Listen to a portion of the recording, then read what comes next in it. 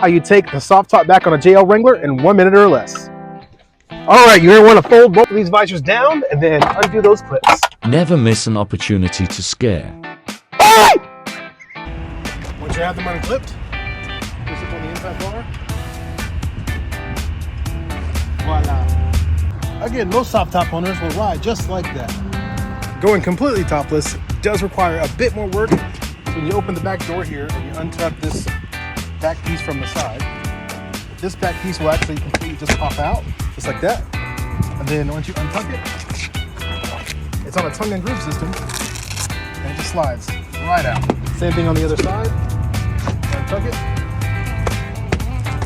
pop it out. One Velcro square right there, tongue and groove slide. Unlike the JK Wrangler, the back window on the JL slides completely out. Next step, this little lever underneath, pull that straight down, boom, you're topless. I'm Jason Speed, and that's